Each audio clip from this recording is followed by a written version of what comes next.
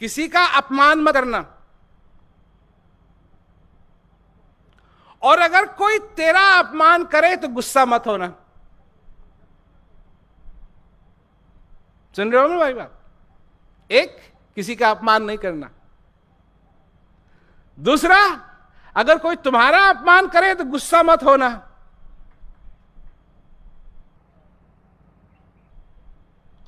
और तीसरी चीज, अगर किसी ने तुम्हारा अपमान भी किया और तुम गुस्सा भी हो गए तो तीसरी चीज क्या नहीं करनी है? बदला मत लेना।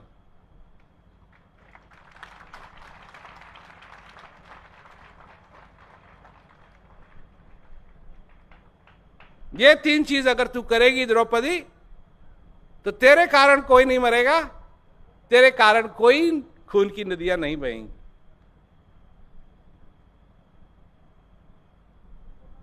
खैर, महाभारत की कथा सुनी होगी। भैया वो कथा नहीं है ये महाभारत तो अब हो रही है।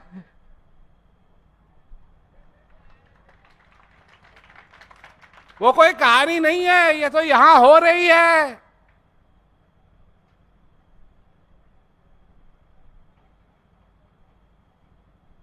और तुम हो,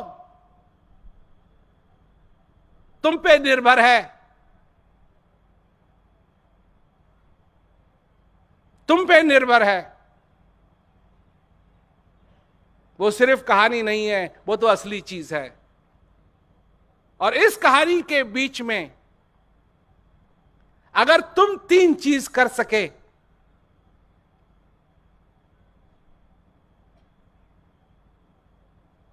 किसी का अपमान न करो, कोई तुम्हारा अपमान करे तो गुस्सा मत हो, और अगर गुस्सा हो भी जाओ तो बदला मत लो। अगर ये तीन काम तुम कर सके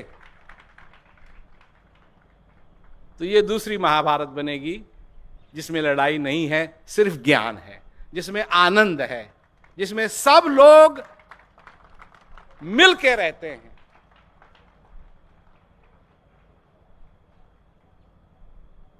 महाभारत भी तुम्हारा भविष्य है,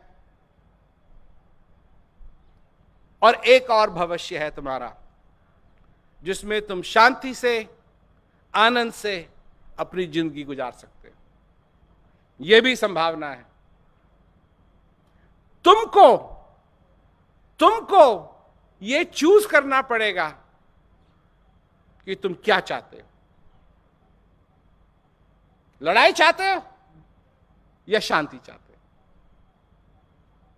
जब तक तुम अपनी जिंदगी के अंदर यह संकल्प नहीं करोगे कि तुमको क्या चाहिए, यह महाभारत की लड़ाई एक ही दिन नहीं, दूसरे दिन भी होगी, तीसरे दिन भी होगी, चौथे दिन भी होगी, पांचवें दिन भी होगी। जब से उठोगे तब से और शाम तक ये महाभारत की लड़ाई होती रहेगी तुम्हारे हर दिन, जब तक तुम्हारा ये श्वास पूरा नहीं होता है।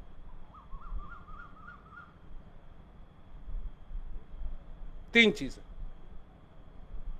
पर ये वही कर सकता है, ये वही कर सकता है जिसकी बुझाऊ में नहीं, जो अपने आत्म बल को समझता है। एक बल यह है, एक बल यह है, और एक बल अंदर का है। यह बल तो तुम उठक बैठक करके बना सकते हो, परंतु फिर भी एक ऐसा समय आएगा कि यह बल तुम्हारा काम नहीं करेगा। परंतु अंदर का जो बल है, आत्मा का जो बल है, अगर उसमें तुम ताकतवर हो तो वो ऐसा बल है कि तुमको बलवान बनाएगा। कब तक? जब तक तुम आखिरी श्वास नहीं ले लेते। वो है असली बल, वो है असली बल। मैं कहता हूं उस बल में बलवान बनो।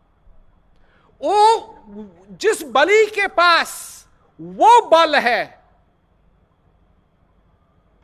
वो नफरत के बाण नहीं चलाता है, वो दया के बाण चलाता है।